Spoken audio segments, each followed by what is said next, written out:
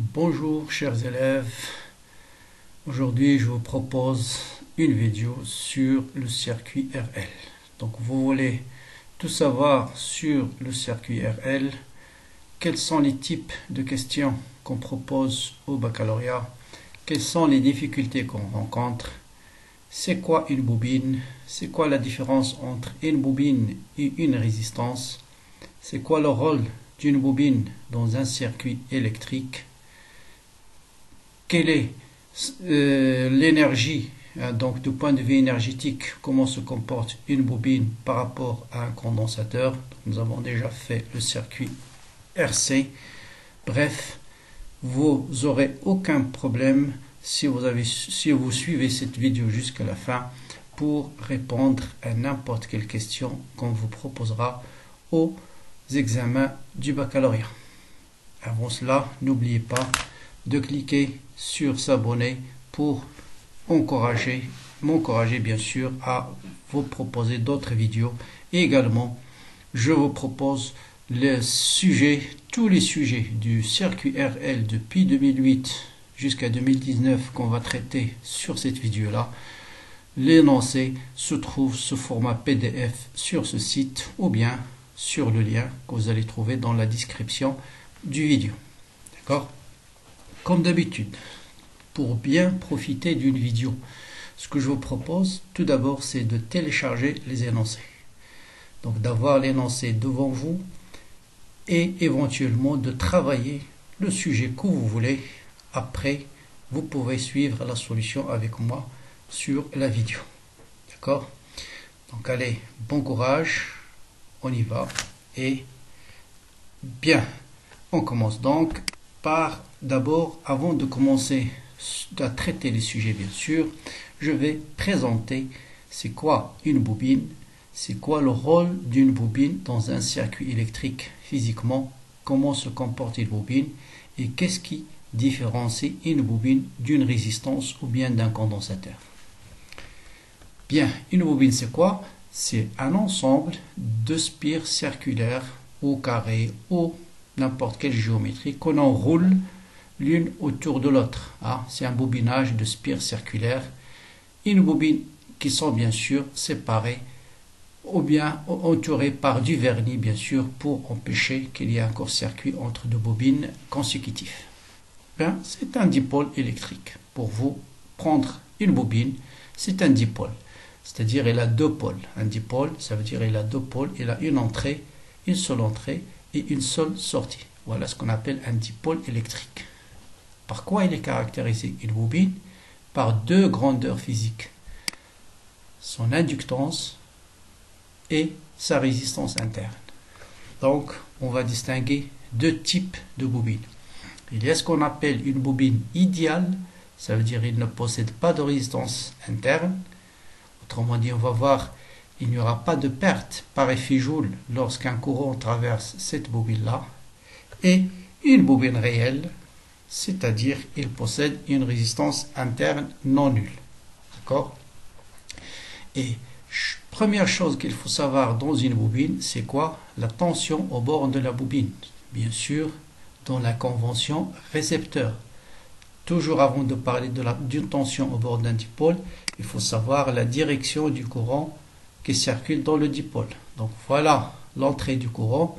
Donc on adopte la convention récepteur, c'est-à-dire la flèche est dans le sens opposé au courant. Voilà la flèche de la tension, c'est-à-dire on fait la tension en ce point moins la tension en ce point est égal à quoi? Est égal à L, l'inductance de la bobine, fois la dérivée du courant par rapport au temps, plus petit r fois I. Bien, donc voilà, première chose à retenir sur la bobine. Donc c'est quoi la bobine? C'est quoi la tension au bord d'une bobine? Maintenant, qu'est-ce qui fait la différence entre une bobine et une résistance simple? On va le voir expérimentalement sur cette manip-là. Je prends ici un générateur de 6 volts, 12 volts, peu importe, c'est un générateur de tension. C'est quoi un générateur de tension? C'est-à-dire sa tension au bord de ces bornes, c'est une constante et c'est le courant qui va varier dans le circuit. Et on va le mettre en série avec un dipôle. Ici, vous avez un interrupteur. Et on va prendre deux cas. Premier cas, je prends le dipôle, c'est une résistance. Bien, toujours dans un circuit électrique, première chose, indiquer le sens du courant électrique. Et qu'est-ce qui fixe le sens du courant? C'est bien sûr cette flèche qu'on vous donne ici. Donc ça signifie, voilà la borne positive du générateur. Et voilà la borne positive. Et voilà la borne négative. Autrement dit, le courant toujours, il suit la flèche qu'on vous donne sur le schéma. D'accord? Et bien sûr, le courant, il garde le même sens dans tout le circuit électrique. Il suffit de le représenter dans une seule région, ici, là, ou là, ou là, peu importe. Bien. Mettons en série avec ce générateur un dipôle. Si le dipôle est une résistance, toujours une fois qu'on fixe le sens du courant, on va fixer la tension en borne de ce dipôle dans la convention récepteur. Vous voyez bien la flèche, hop, hop. Attention, la flèche ici n'est pas dans le même sens que le courant. Parce que le courant, une fois qu'il arrive ici, voilà, il va descendre vers le bas. Et vous voyez que la flèche, elle monte vers le haut. Ah, faites attention. Donc le courant, il circule, et il va parcourir le dipôle dans ce sens-là. Or, la tension au bord du dipôle dans la convention récepteur est vers le haut. Bien. Si le dipôle est une résistance, à votre avis, quelle est l'allure de la courbe de I en fonction du temps? Très simple. Vous appliquez la loi d'Ohm. Cette tension est égale à celle-là. Si D est égal à R, U de R va être égal tout simplement à grand R fois I. La tension au bord d'une résistance, c'est grand R fois I. D'accord? Ça veut dire I est égal à E sur R.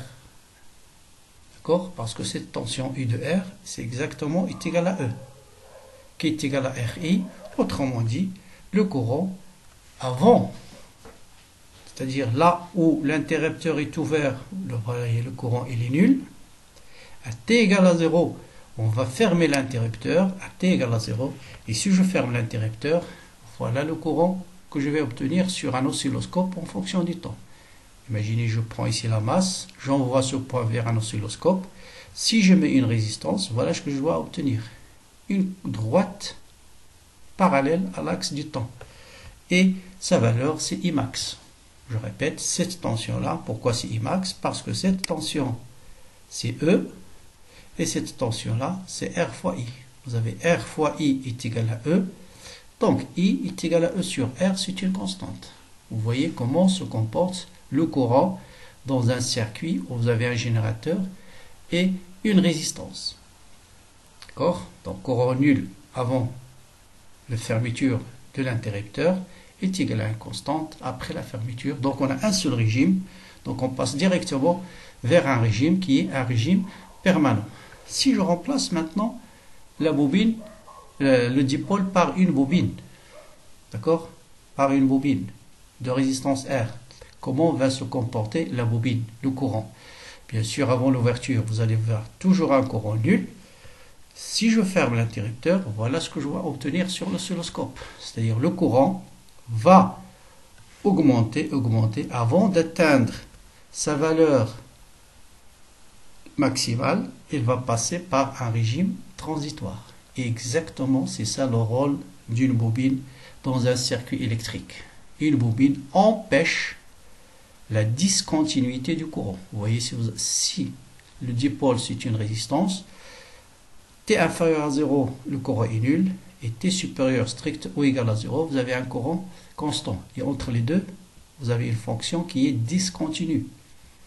Et qu'est-ce qu'il fait une bobine? Un circuit où vous avez une bobine, vous n'allez jamais avoir une discontinuité de courant électrique.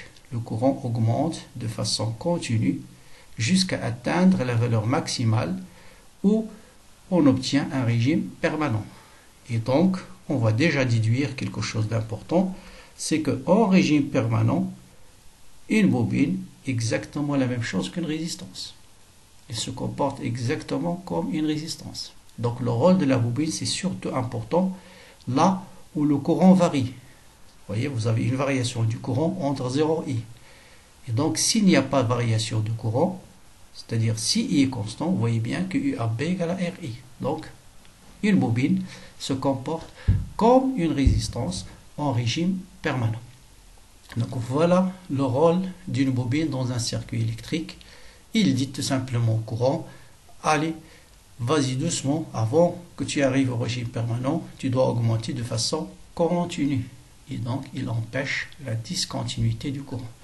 Maintenant, une fois qu'on atteint le régime permanent, je remets maintenant à la place de D une résistance, j'ouvre l'interrupteur, comment va se comporter le courant? Eh bien, vous devinez, si j'ouvre K, le dipôle est une résistance, vous voyez, le courant il va chuter tout de suite vers 0. Hein?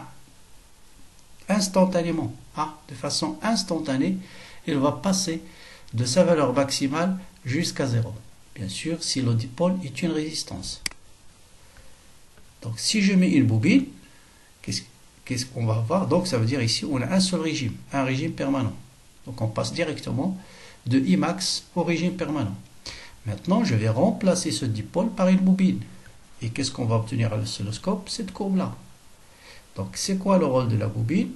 Son rôle, tout simplement, de dire au courant, oh monsieur, vas-y doucement, avant d'arriver vers le régime permanent, tu dois varier, mais de façon continue.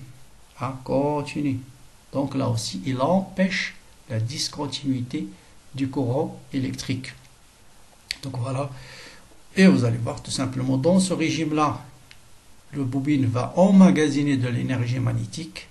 Et c'est cette énergie qu'il va restituer au circuit, qu'il va donner au circuit. Et c'est cette énergie-là qui est l'origine de cette énergie qui fait que le courant va diminuer, mais de façon continue, avant d'atteindre le régime permanent. Donc voilà, l'objectif de cette introduction, c'est de vous expliquer un peu avant de passer au calcul, parce que il faut toujours comprendre un peu l'intérêt de chaque dipôle, c'est quoi son rôle dans un circuit électrique. Il ne faut pas apprendre juste les formules comme ça, d'accord? Donc le rôle d'une bobine, c'est dans un circuit électrique, c'est d'empêcher la discontinuité du courant électrique, soit à l'établissement du courant, soit lorsqu'on annule le courant. Très bien. Maintenant, on va passer à comment varie le courant en fonction du temps. Là, je vous donne les résultats et tout à l'heure, on va les démontrer parce que c'est une question qui est pratiquement posée dans tous les sujets où on traite le circuit RL. Et vous allez voir, quand on ferme l'interrupteur, on va montrer facilement que le courant s'écrit sous cette forme. Moi, ce qui m'intéresse, c'est d'expliquer cette courbe d'abord, avant de passer au calcul. Si je trace cette courbe-là, I en fonction du temps, vous voyez bien que si t égale à 0, exponentielle 0 c'est 1, et 1 moins 1 égale à 0. Donc à t égale à 0, le courant est égal à 0. Si t tend vers l'infini, ce terme tend vers 0, et I de t est égal à E sur R. C'est ce qu'on appelle le courant permanent, ou bien Imax, E sur R. Donc dans cette courbe, deux choses très importantes qu'il faut toujours, parce que souvent on va vous donner des courbes. Et par exemple, à partir de cette courbe, il y a deux grandeurs importantes qu'on va déterminer. Il y a le courant maximal, qui est égal à E sur la résistance totale du circuit. Donc on va voir ici, c'est la résistance grand R plus petit r de la bobine. On reviendra sur le calcul. Et une deuxième chose importante, c'est la constante du temps. D'accord? Temps. Et vous voyez qu'au temps, on peut le déterminer de deux manières. Je reviendrai sur ça tout à l'heure. Donc soit par la tangente à l'origine, qui coupe l'axe Y égale Imax en un point, et l'abscisse de ce point, c'est tau. Donc ça, si on vous donne la tangente qui est tracée. Si on ne vous donne pas la tangente qui est tracée, c'est très simple, vous calculez 0,63 fois cette valeur-là, et vous faites une ligne horizontale, là où ça coupe la courbe, c'est tau. Mais je reviendrai tout à l'heure sur tau. Maintenant, je vous explique juste comment se comporte le courant, autrement dit l'allure de cette courbe-là, I en fonction du temps. Si on ferme le circuit, on va montrer, voilà, tout à l'heure, l'expression du courant s'écrit sous la forme I exponentielle moins t sur tau, I permanent, et vous voyez bien que le courant va diminuer à partir du courant permanent vers 0. Parce que si t tend vers l'infini, ce terme tend vers 0. Très bien. Maintenant, je vais visualiser, donc là, c'est l'expression du courant en fonction du temps, mais ça peut être aussi la tension au bord de la résistance. Parce que I de R, c'est R fois I. Donc si je multiplie R fois I, c'est juste I max. Ça, au lieu d'avoir E sur R, je vais avoir ici E. Donc c'est exactement la même courbe de la tension au bord de la résistance pendant l'établissement du courant.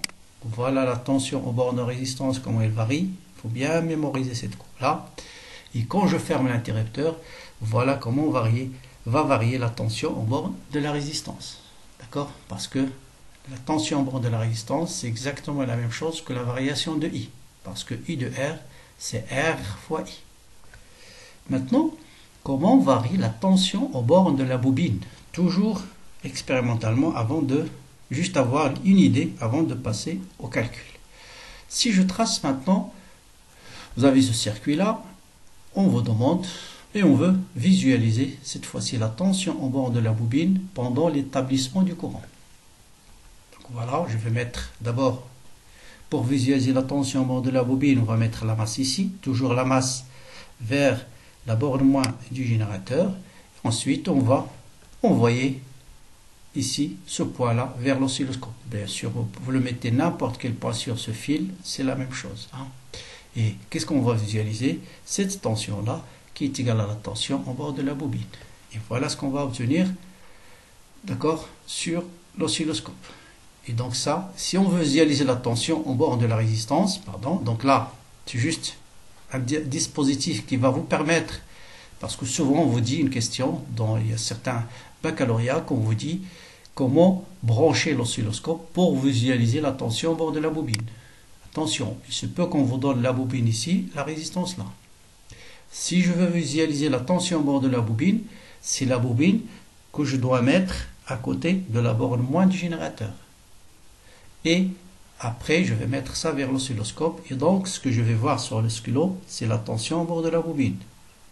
Faites très attention. Par exemple, sur ce schéma, est-ce que je peux visualiser la résistance? Faites attention, non. Vous ne pouvez pas mettre la masse ici. Ou bien la masse là. Non, ça n'a pas de sens. La masse, c'est toujours lié à la borne moins du générateur. Si, toujours, on vous donne ce schéma et on vous dit quel est le montage qu'il faut réaliser pour visualiser dans un oscilloscope la tension au bord de la résistance. Eh bien, ce que vous devrez faire, c'est refaire le montage en changeant les places, c'est-à-dire mettre la résistance là et la bobine là. Puisqu'ils sont en série, je peux les permuter dans le circuit. Bien sûr, ça n'a rien, ça ne va pas avoir un effet sur le courant. Voilà, je mets la résistance ici, la masse toujours liée à la borne moins, ceci vers l'oscilloscope, et maintenant sur l'oscillo, on va voir la tension au bord de la résistance. D'accord? Vous avez compris maintenant comment on visualise une tension par un oscilloscope. Donc faites attention, on met toujours le dipôle qu'on veut visualiser, la masse près de la masse du générateur, et puis on fixe l'oscilloscope sur ce point-là. Bien, je reviens maintenant à comment varie la tension en borne de la bobine lorsque je ferme l'interrupteur. Donc la tension de la bobine, on a dit, c'est L d de I sur d de T plus R fois I. D'accord? I, on a dit, on va montrer tout à l'heure qu'elle s'écrit sous la forme E sur R, facteur de 1 moins exponentielle moins R sur L fois T. Donc si T égale à 0, par exemple, si T égale à 0, on a vu que I égale à 0. Mais puisque le courant possède une discontinuité, il passe de 0 jusqu'à une valeur maximale, ce terme n'est pas nul. Donc on va avoir une valeur maximale à partir de laquelle la tension va démarrer. Maintenant, si t tend vers l'infini, qu'est-ce qu'on a dit?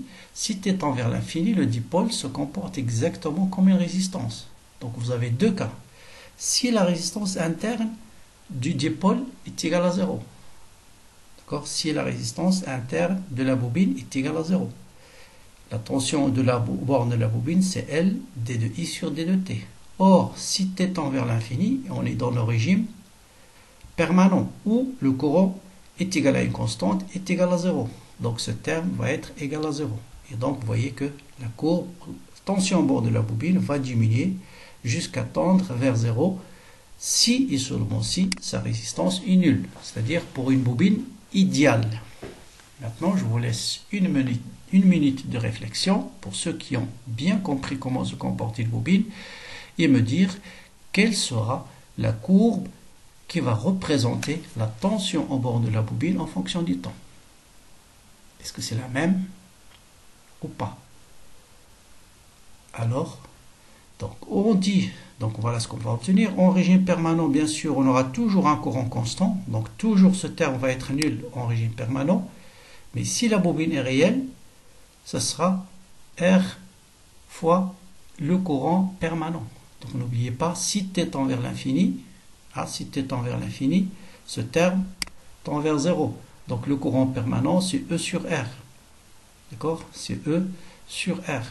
Donc, si la bobine est réelle, la tension en bord de la bobine, ça sera petit r fois le courant permanent qui est égal à E sur R. Ou bien petit r fois I max.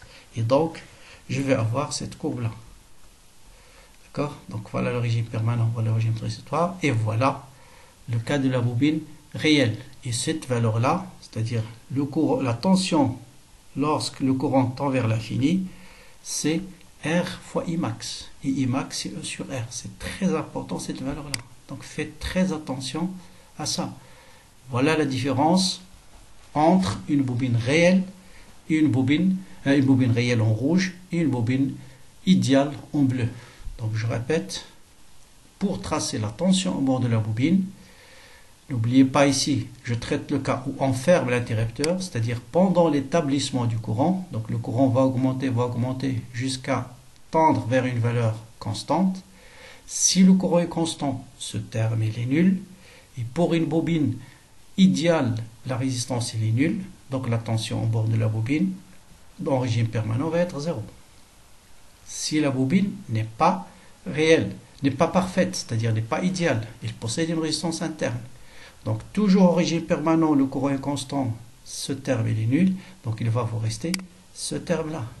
Donc la tension en bord de la bobine en régime permanent, ce sera R fois le courant permanent. Or le courant permanent, c'est E sur R, ou bien I max, donc ce sera R fois I max. Donc à partir de cette courbe, je peux déduire par exemple R fois I max fois E sur R. Et peut-être on peut déterminer petit r si je connais grand E et grand R ou inversement. Donc c'est bien compris là, faites attention à ça. La tension au bord de la bobine, elle tend vers 0 pour une bobine idéale, mais elle tend vers une valeur constante pour une bobine réelle.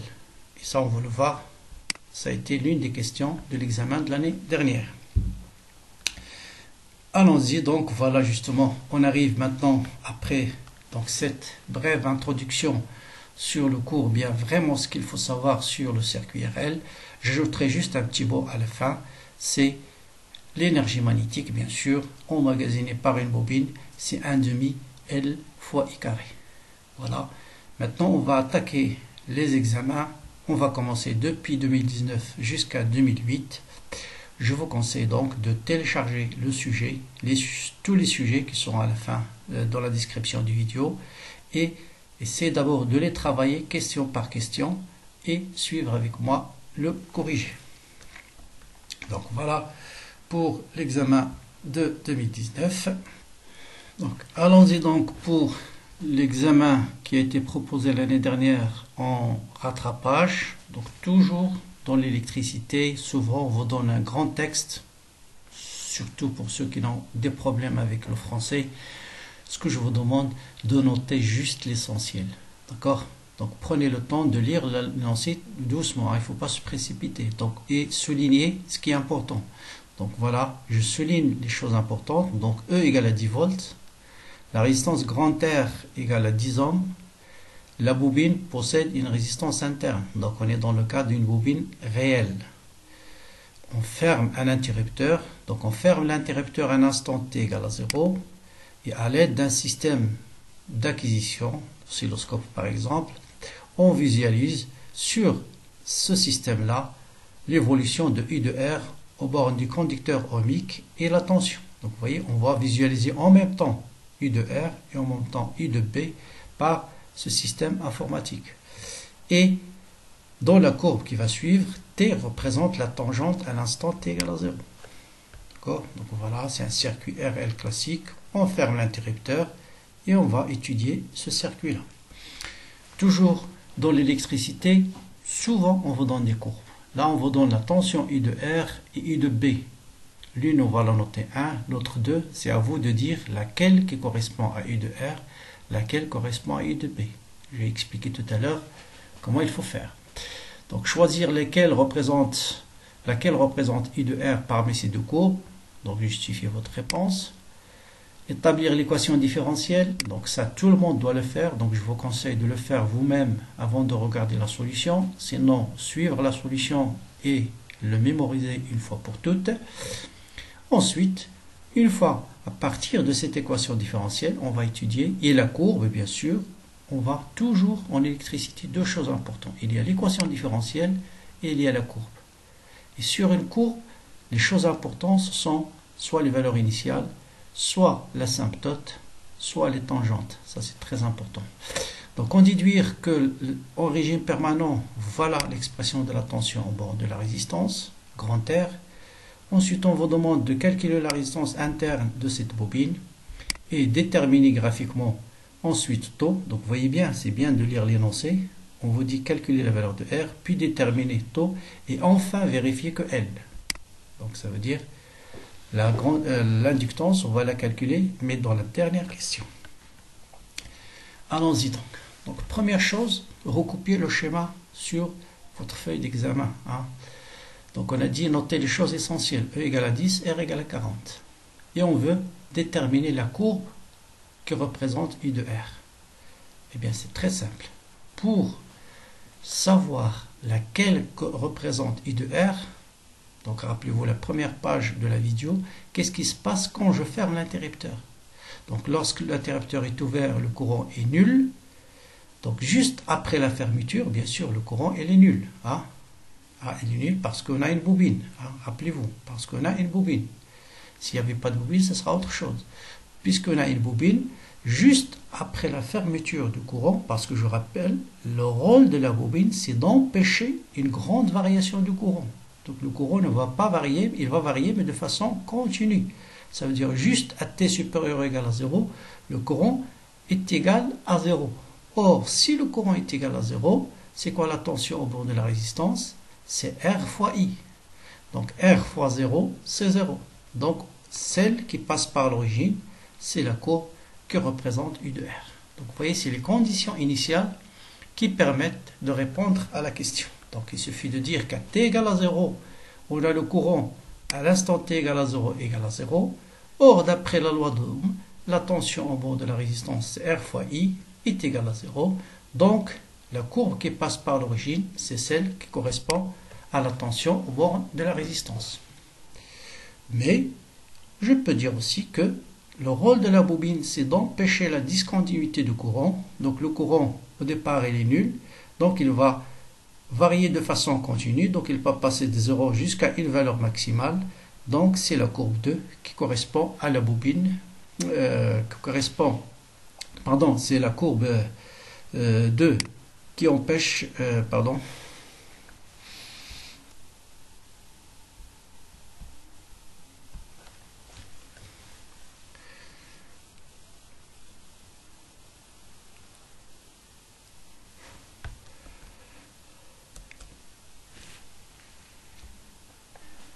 Bien. Donc, voilà, juste en se basant sur pourquoi j'ai expliqué tout à l'heure le rôle d'une bobine dans un circuit électrique, c'est très très important. Donc, il empêche la discontinuité du courant. Le courant augmente de façon continue. Donc, c'est bien la courbe 2 qui représente la tension au bord de la résistance. Passons à la deuxième question, c'est l'équation différentielle. Donc là, je vous conseille de bloquer la vidéo, de vous faire vous-même, de démontrer la tension vérifiée par U de R.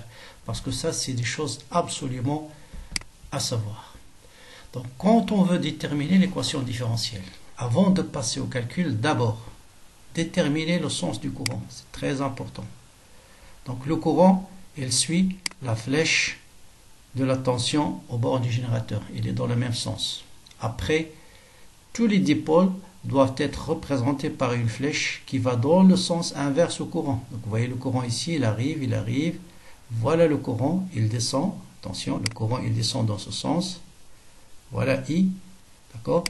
Donc, vous voyez bien que la flèche elle est dans le sens inverse au courant. La flèche est dans le sens inverse au courant. C'est ce qu'on appelle convention récepteur. Et c'est uniquement dans cette convention où vous avez U de B est égal à L D de I sur D de T plus RI, et U de R, c'est R fois I.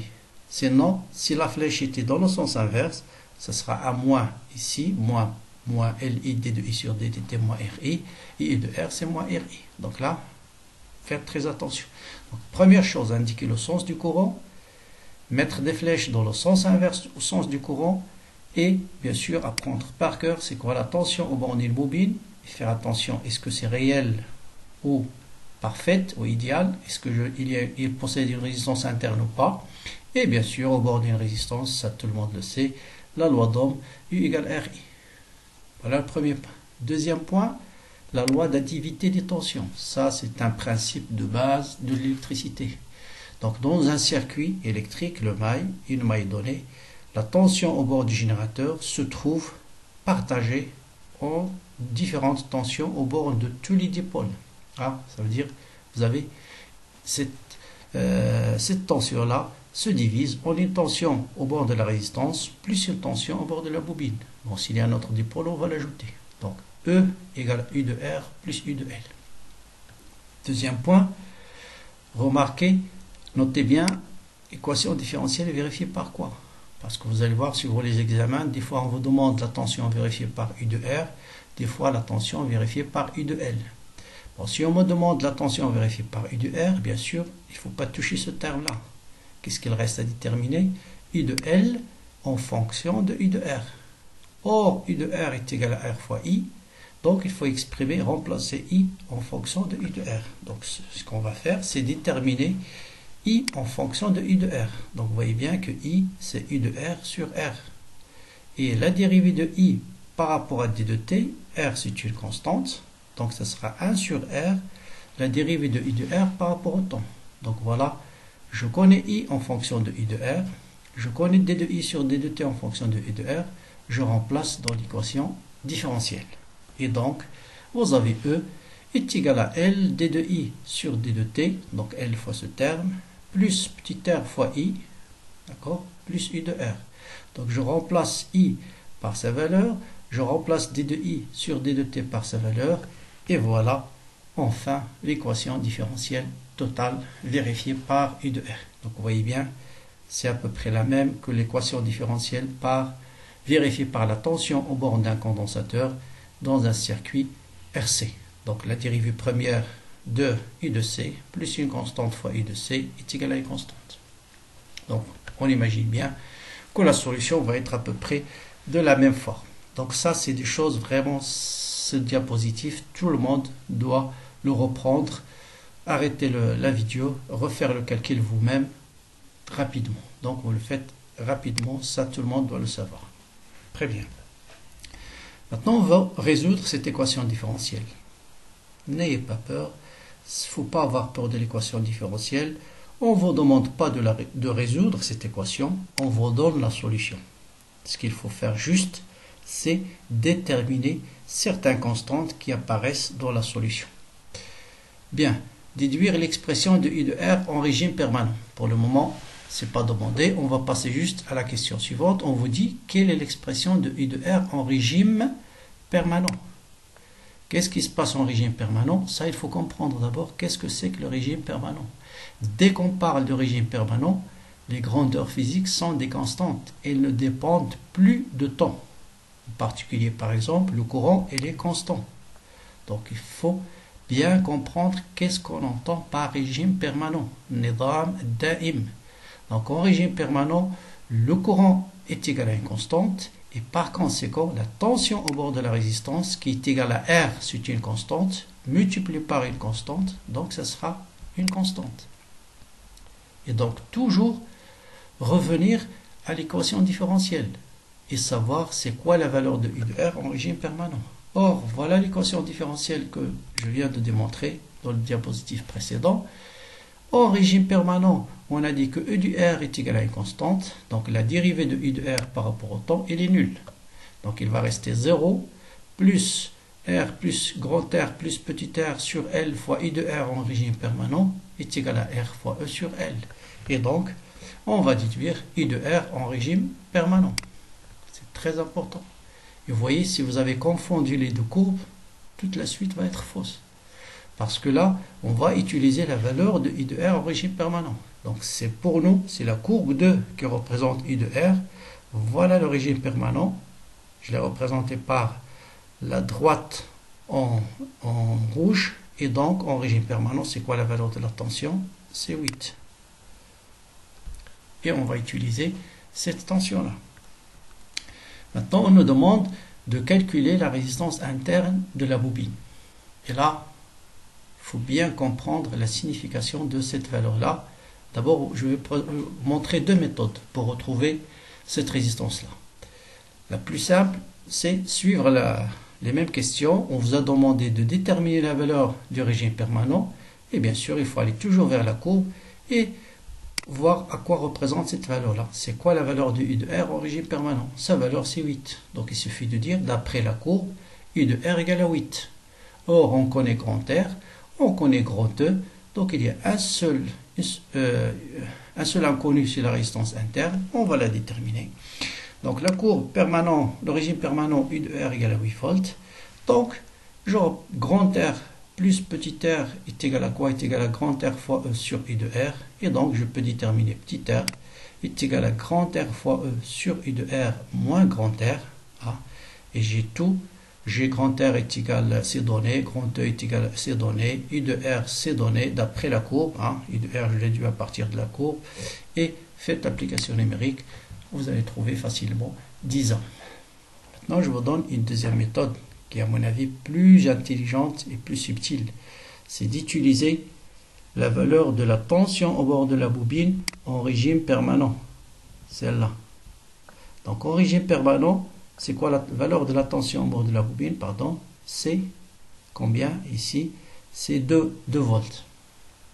Et à votre avis, il suffit de savoir quelle est la valeur de la tension au bord de la bobine en régime permanent. Donc là, on a dit, en régime permanent, la bobine se comporte comme quoi? Comme une résistance. Donc, sa valeur en régime permanent, ça sera aussi R fois I. I, c'est la valeur du courant en régime permanent. Il faut bien comprendre ça. D'accord? Donc, la tension au bord de la bobine, en régime permanent, c'est R fois I permanent. Je répète, une bobine en régime permanent se comporte comme une résistance. Je l'ai montré dans le première page de cette vidéo-là. Donc, en régime permanent, la tension au bord de la bobine, c'est R fois le courant permanent. Et donc, si je connais la valeur du courant permanent, je peux déterminer petit r, parce que R fois IP égale à 2.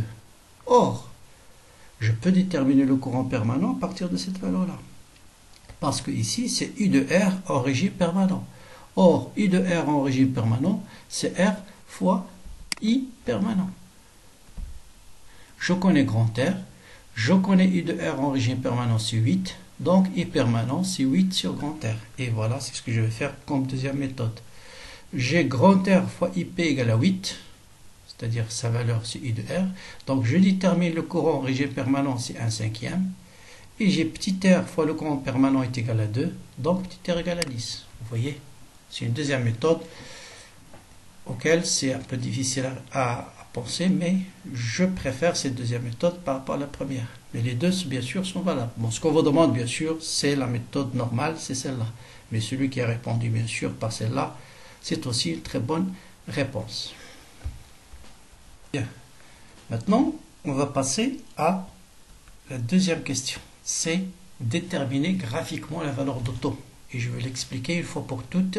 Et dans la suite, on va passer rapidement sur le calcul de taux. Donc je répète, vous avez deux méthodes pour calculer le taux. Si on vous donne la tangente et les tracés, c'est le cas. Donc le plus simple, c'est d'utiliser la méthode de la tangente. Il consiste en quoi la méthode de la tangente? De tracer la valeur de la variable que vous représentez ici au régime permanent par une droite horizontale, et le point de rencontre entre cette droite horizontale et la tangente à l'origine, son abscisse, c'est taux. Vous faites la projection sur l'axe des temps et vous lisez directement sur la courbe. Vous avez ici 0,02, donc ici ça va être 0,01. Et on va dire tout de suite, d'après la courbe, taux égale à 0,01 secondes. Mais si par hasard, et on va le voir dans certains sujets, ça a été fait déjà donné, on ne vous donne pas la courbe qui est tracée à l'origine. Parce que c'est très difficile d'avoir une précision sur le traçage de la tangente à l'origine. Si on ne vous la donne pas, il faut penser à la deuxième méthode. Et la deuxième méthode, c'est quoi? Donc faites attention. Faites la différence entre l'établissement du courant et l'annulation du courant. Si, pendant l'établissement du courant, si T est égal à taux, U égale à 0,63 fois U max. Devient 0,63, c'est 1 moins exponentielle moins 1. Si T est égal à taux, U égale à une constante, facteur de 1 moins exponentielle moins T sur taux. T sur taux, si T est égal à taux, c'est 1. Et 1 moins exponentielle moins 1, c'est 0,63. Donc vous faites 0,63 fois U max qui est 8. Et si vous faites 0,63 fois 8, ça va vous donner 5. Je viens sur la courbe. Voilà 5, je fais cette droite horizontale et le point d'intersection avec la courbe, c'est la tangente. Et j'obtiens, bien sûr, la même valeur, 0,05. Donc c'est clair une fois pour toutes, la tangente, vous avez deux méthodes. Si la tangente est tracée, le plus simple d'utiliser la méthode de la tangente, mais si la tangente n'est pas tracée, faites calculer 0,063 pendant l'établissement du courant, et si on annule le courant, ça sera 0,37 fois U max. On calcule ces valeurs et on détermine taux. Très bien. Et souvent, si on vous demande taux, juste après, on va vous demander de calculer une grandeur physique. En particulier dans ce cas, on vous dit vérifier que L égale 0,5. Et ce sera bien sûr une bonne nouvelle pour ceux qui ont trouvé 0,5. Et une très mauvaise nouvelle, ceux qui ont trouvé une valeur différente, mais faites attention, ne paniquez pas. Si vous trouvez une valeur différente, ça peut être une erreur d'unité. Il faut prendre le temps de refaire doucement l'exercice. Donc là, c'est très simple, bien sûr. On connaît taux d'après. Taux, c'est toujours le terme inverse qui apparaît dans. Vous avez toujours l'équation différentielle sous la forme x point plus a fois x égale à b. Et l'inverse de ce terme, c'est taux. Si jamais vous avez oublié l'expression de taux. Donc c'est l'inverse de terme qui est fois U de R. L'inverse de ce terme. Donc c'est L sur grand R plus petit r. Bien sûr, je connais taux d'après la courbe. Petit r, on vient de le calculer. Grand R, c'est donné de l'énoncé. Donc je peux calculer grand L est égal à grand R plus petit r fois taux. Et grand R, c'est petit r, c'est on vient de le trouver. Grand R, c'est donné. Faites la somme, multipliée par taux qui est 0,01 et vous allez trouver exactement 0,5 Henri. Donc voilà, c'est un exercice qui réunit pratiquement 80% de toutes les questions qu'on va rencontrer dans les autres sujets. Mais il y a d'autres sujets très très intéressants, surtout celui de 2008. Je crois 2008, on verra. Les deux derniers sujets, ils sont très très intéressants parce qu'il y a des questions un peu originales. Bon, on va donc enchaîner par le sujet suivant. Bien, donc avant de démarrer 2018, bon, je redemande encore une fois, n'hésitez pas à vous abonner à la chaîne, partagez-la au maximum avec vos amis, c'est la période des examens pour que le travail ou l'effort que je fais ne va pas comme ça en vain. Il faut au moins qu'il y ait un grand nombre d'élèves qui profitent de ce travail-là. D'accord? Bien, là, 2018, vous allez voir, 2018, 2019, on a traité la tension au bord de la résistance. Qu'est-ce qu'on a fait 2018, c'est-à-dire l'année d'avant, ou exactement plus, c'est l'inverse en fait. Les gens qui ont passé le bac 2019, ça suppose qu'ils ont déjà fait 2018. Vous allez voir, 2018, c'est pratiquement le même que ce 2019, sauf que au lieu de travailler avec U de R, on va travailler avec I. Et vous savez bien que I, c'est U de R. Mais il y a des questions un peu supplémentaires, comme l'énergie magnétique, comme calculer taux par une deuxième méthode. Donc voilà, on vous donne toujours le même montage. Voilà les données essentielles, R égale à 10 ohms. Donc on va voir La bobine, bien sûr, de résistance négligeable. Faites attention ici, on va travailler avec une bobine idéale. On ferme l'interrupteur et à l'aide d'un système d'acquisition toujours, voilà ce qu'on obtient. Tension au bord de la bobine. Donc faites très attention là. Ce qu'on visualise, c'est la tension au bord de la bobine et non pas la tension au bord de la résistance. Donc reproduire la figure 1 en indiquant la direction des tensions par des flèches, ça c'est vraiment important, je l'ai expliqué, donc vous allez le faire rapidement. Établir l'équation différentielle vérifiée par I. Donc tout à l'heure c'est l'équation différentielle par R, U de R, mais c'est exactement la même chose. Sachant que l'intensité, voilà, on vous donne ici la solution. Donc pour le moment, on n'a pas encore déterminé les constantes. On vous donne les constantes, donc c'est pas un problème. Il suffit de déterminer la tension au bord de la bobine, en fonction bien sûr des grandeurs de la maille. Ensuite, calculer la valeur de la tension au bord de la bobine pour T égale à taux. Et taux étant la constante de temps bien sûr. Et déterminer graphiquement la valeur de taux et en déduire la valeur de L. Et calculer l'énergie magnétique à l'instant T est égal à temps. Donc vous voyez, il y a des choses intéressantes, surtout dans la deuxième partie. C'est trouver l'expression de U de L. D'abord, on va voir comment déterminer U de L à partir de la solution. Ensuite, comment déterminer la tension à un instant T donné, en particulier à T est égal à taux, constante du temps. Et comment déterminer l'inductance et l'énergie magnétique à un instant T donné. Très bien. Donc allons-y. Donc voilà, on a reproduit le schéma sur la feuille d'examen. Comme j'ai dit toujours avant de visualiser la tension, première chose à faire c'est quoi? Vous vous rappelez, c'est ça. Donc c'est indiquer le sens du courant. C'est très important. Indiquer le sens du courant. Et le sens du courant, il est toujours dans la même direction que la flèche du sens du générateur de tension. Après, il faut mettre des flèches dans le sens inverse. Et donc, voilà la courbe qu'il faut présenter qu'il faut faire. D'abord, l'essence du courant. Ensuite, on veut visualiser U de L. Et ça, c'est très important. Je l'ai expliqué tout à l'heure. Ceux qui ont fait, par exemple, la masse ici et ça vers l'oscilloscope, c'est faux. Ou bien la masse là et là vers l'oscilloscope, c'est aussi faux. Donc, qu'est-ce que j'ai dit tout à l'heure? Toujours la masse, il est lié à la borne moins du générateur. Toujours la masse, il est lié à la borne moins du générateur. Donc, si je veux visualiser uniquement la tension au bord de la bobine, le dipôle qui va être à côté de la masse, c'est la bobine. Donc, je change la place de R et de L. Ça, c'est une question intéressante à mon avis. D'accord? Donc, vous devrez remplacer, changer les places. Donc, je mets la bobine à la place de la résistance et à la place de la bobine, je remets la résistance. Et c'est ça qui va vers le système d'acquisition, vers un oscilloscope par exemple. Et cette tension-là, c'est bien sûr la tension au bord de la bobine. Donc, je répète, surtout, ne pas faire par exemple la masse ici et là vers le système d'acquisition. D'accord? Ou bien la masse là et ça vers le système d'acquisition. Parce que la masse, c'est toujours branché avec la borne moins du générateur. Très bien. Maintenant, déterminer l'équation différentielle vérifiée par I de T. Donc, tout à l'heure, j'ai dit, il faut vous présenter les flèches au bord de chaque dipôle. On fait la loi d'additivité des tensions. La tension fournie par le générateur va être répartie sur tous les dipôles. Ça veut dire, vous allez voir E est égal à U de R plus U de L. Maintenant, on veut la équation vérifiée par le courant. Donc, je dois remplacer U de R par RI. Or, la tension au bord d'une bobine, c'est uniquement L d de I sur d de T. La bobine, il est idéale. Donc, c'est égal à E. Donc, c'est l'équation différentielle.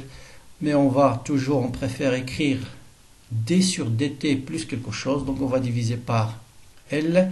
Donc, ça sera d sur d de T plus R sur L fois I est égal à E sur L. Donc, voilà notre fameuse équation différentielle vérifiée par le courant. Toujours. Ne vous inquiétez pas, on ne vous demande pas de la résoudre. On vous demande juste de déterminer des constantes ou bien on vous donne les constantes et il suffit de l'utiliser pour savoir qu'est-ce qu'on peut déduire à partir de cette équation. Donc là aussi, on ne vous demande pas de résoudre l'équation, on vous donne la solution et avec les constantes. Et ce qu'on vous demande, c'est déterminer la tension au bord de la bobine en fonction de T, E, R et L. Donc là, c'est juste calcul mathématique. Vous connaissez I. La tension à bord de la bobine, c'est L d de I sur d de t. C'est comment calculer la dérivée de cette fonction-là. Donc là, seule chose bien sûr à savoir, c'est que la dérivée de exponentielle alpha de t, c'est alpha fois l'exponentielle. Donc je répète ici. Donc de préférence, vous développez ça. Donc c'est E sur R moins E sur R fois l'exponentielle. Donc la dérivée de E sur R, c'est une constante, c'est 0. Et la dérivée de exponentielle alpha fois t, c'est alpha exponentielle alpha t. Donc ça sera moins R sur t, mais moins avec ce moins, ça sera plus. Donc ça sera E sur R multiplié par R sur L fois l'exponentielle. Donc on va simplifier par la résistance et ça sera E sur L. Donc faites-le rapidement dans le calcul, dans le brouillon. D'accord? Donc ça sera L fois la dérivée, et la dérivée, vous allez obtenir E sur R fois R sur L fois exponentielle moins R sur L fois T. En simplifiant par R, et il vous reste, et par L aussi, bon, tout s'en va, et il reste E exponentielle moins R sur L fois T. Donc je répète, tout ce qu'il faut savoir, c'est quoi la dérivée de exponentielle et une constante fois le temps. La dérivée de exponentielle et une constante fois le temps, c'est la constante multipliée par exponentielle, cette constante fois le temps. C'est tout ce que vous avez besoin. Et n'oubliez pas, bien sûr, la dérivée de lambda fois l'exponentielle, c'est lambda fois la dérivée de l'exponentielle. Bien. Maintenant, calculez la valeur de la tension au bord de la bobine à t est égal à tau. Bon, là, il suffit de faire l'application numérique. Vous remplacez, bien sûr, ça suppose, vous connaissez l'expression de tau. Donc, tau, bien sûr, je répète, j'ai dit tout à l'heure, vous avez l'équation différentielle. Ça, c'est quoi? Ça, c'est l'inverse de tau. C'est très facile de se rappeler. Donc, ça, c'est l'inverse de tau. Donc, tau est égal à L sur R. D'accord? Donc, si t est égal à L sur R, vous voyez bien L sur R multiplié par R sur L, ça va vous donner moins 1. Donc, U de L, c'est exponentielle moins t sur tau. Et si t est égal à tau, vous avez exponentielle moins tau sur tau, c'est exponentielle moins 1. Et exponentielle moins 1, c'est quoi? Vous devez l'apprendre par cœur, c'est 0,37. Donc, c'est 0,37 fois 9, ça vous donne 3,3. Donc ça, en quelque sorte, on vous demande de calculer la constante du temps en utilisant la deuxième méthode. J'ai dit tout à l'heure, vous avez deux méthodes. Si on vous donne la tangente qui est tracée, utilisez la tangente. Si on ne vous donne pas la tangente, ce qui est le cas ici, donc ça c'est moi qui l'ai ajouté, donc on ne vous demande pas la tangente, donc c'est préférable de ne pas utiliser la méthode des tangentes.